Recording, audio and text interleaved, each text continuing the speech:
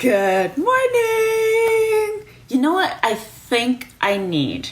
I think I need a theme song. And I think I need like an intro song to start this every Monday. I need like a song, I feel like I will actually today I'm feeling like in a rocky mood, like da da da da.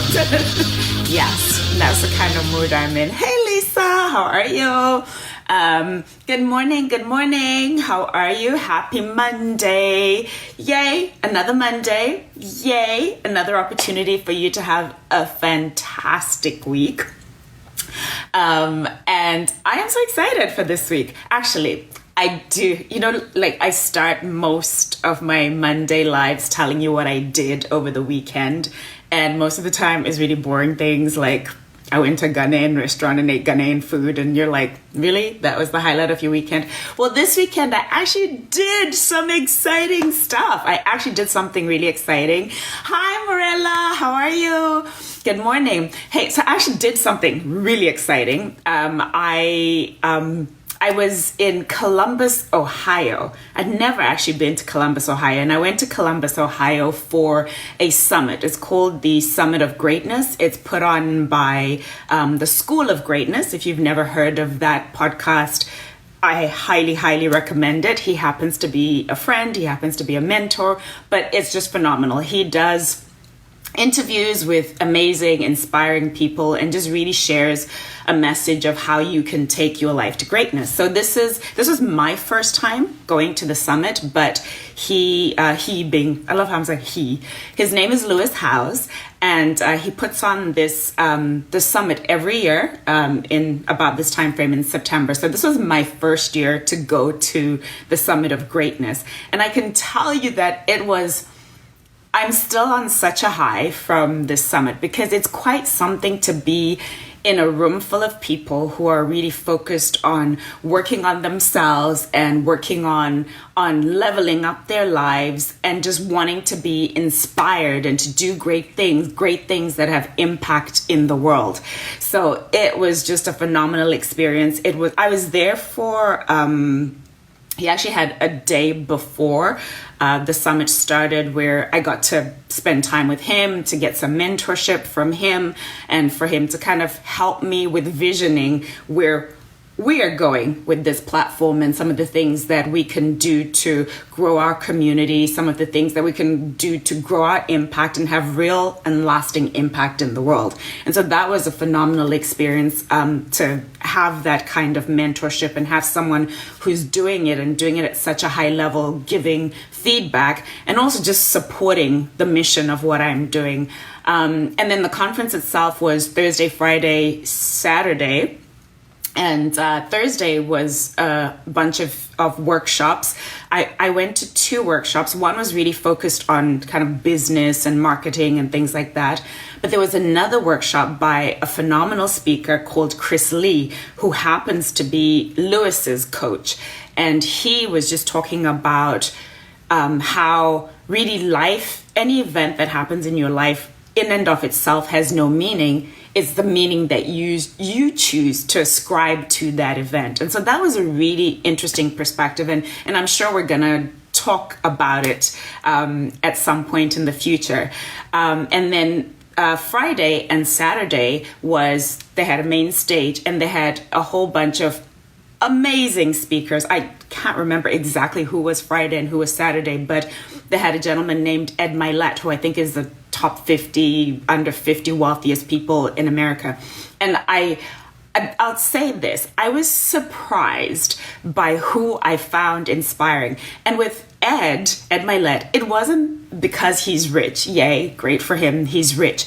But he had such a profound message. And what was really fascinating for me as well is that he's not someone who was born into money. He's someone who's created his own wealth and some of the mindset that he had in creating wealth. But now where he's transitioning to, where he really wants to have impact in the world and to help other people change their lives and, be the best that they can be. So I'm sure I'll be sharing some messaging about him in the future. He also had another speaker called Kyle Cease, who was hilarious. But he said as well that in anything that you do, that again, mindset and how you think about it is what it is. And so if you choose to be negative about it, it'll be a negative thing. But if you choose to look at what can I learn and how can this be good for me, that will completely transform how you go through life. There was a woman named Marissa Peer. Again, they all kind of sort of at the highest level had similar themes about really that it's your mind and how you think about life and how you go through life that really shapes and forms and, decides where you end up. And it's kind of sort of like what we talk about on this platform, the fact that you declare what you want your life to be. You declare who you want to be. But the person I had the most amazing experience with was actually the person that I least expected to have a connection with. His name is Jesse Itzler. Now, I knew of Jesse by virtue of, I'm a girl, I wear Spanx. So his wife is Sarah Blakely, who is the founder of Spanx. And so, yes, I have contributed money to their household on a pretty regular basis because I wear a lot of Spanx. But all I knew about him really was he was this kind of zany, crazy guy who ran these ultra marathons. He just last weekend ran 80 miles, which I think is like about 125 kilometers in, I think it was 20 hours. And he does all these really like big, outrageous things and endurance things. And so that's all I really knew about Jesse. And he spoke at the summit and just was phenomenal. And he said something in his speech, which I'd heard in other forms, but it was just really interesting to hear him say. He was telling the story of his business. So he's built his own wealth. And again, like Ed, he didn't come from money. He's built his own wealth through hard work, through determination. And I have to be honest and say, I think I kind of had the mindset of, you're white, you're male. Yeah, sure, you had to work hard, but I'm sure your working hard is maybe a little bit different than me as a black woman from Africa or a black man from Africa. But it was just really interesting to hear his mindset. And so he said in his speech that, if there's no seat for you at the table, make your own seat at the table. And so by a set of circumstances, because I had been invited by Lewis and there was like a speaker dinner that happened, I happened to be at a dinner where he was at. Now, I was not seated next to him. I was seated somewhere else, actually next to another phenomenal person who I will tell you about another time. His name is Stefan. His Instagram handle is Stefan Speaks, and he's a life and relationship coach. And he was phenomenal, phenomenal. And I'm going to work on getting him on the show to do an interview. He might be my first guy interview, but he was just so profound and had such an interesting perspective on relationship and how to make relationships work. But I digress. So I was sitting over at another table with a whole bunch of these interesting people, including Stefan, had a great conversation with him. And for anybody who lives in Toronto, he's actually going to be in Toronto on Sunday. So if you want the details, send me a note, DM me, and I'll tell you where he is, or you can look it up on his website. But what actually happened is, partway through the dinner, I noticed that the person who was sitting next to Jesse had stood up and left their seat for a moment.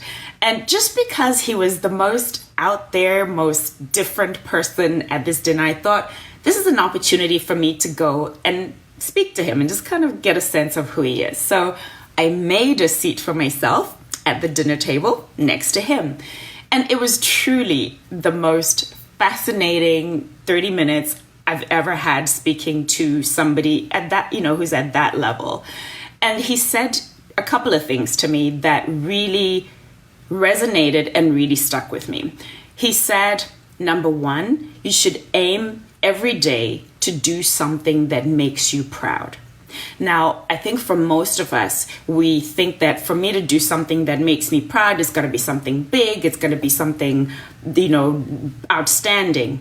And he said, no, it's the little things. do one little thing. If it's you drank one more glass of water than you normally do, if it's you went outside for 5-minute walk, that is success. Because part of what happens with us, especially us women, is that we never ever take time to acknowledge ourselves. We never take the time to acknowledge the things that we do. And so your mind is we're just constantly beating ourselves up and beating ourselves up. I'm not enough. I didn't do enough. I didn't meet my goals. All that. We're just beating ourselves up constantly. And what we don't understand is that momentum comes from doing these little things. Momentum comes from, even if, like I said, if it is, fair enough, you didn't go for the 30-minute workout or the hour workout, but you walked outside for 5 minutes. It's taking those small wins and acknowledging yourself, praising yourself. Because so much of the time, too, we're wanting other people to validate us and other people to give us praise and other people to be the ones who acknowledge the things that we've done. And he said that it's really important for you to be proud of yourself every day. Get to the end of the day and actually write down 3 things that today, whatever, I didn't yell at my child when they did something wrong, or, I went to work. I was actually on time for a meeting. Yes, me. Yeah, I'm always late. I was on time for a meeting. Whatever the case may be, find 3 things at the end of every day that you can write down and say you're proud of. And you'll start to condition your mind, because it's like a drug. It's like dopamine. Your mind's like, oh, wow, you did something that made you proud. Okay, let's try and find something else to do again tomorrow. And so, yes, number 1, find something every day that makes you proud. And he said the second thing that you should remember to do is actually remember tomorrow.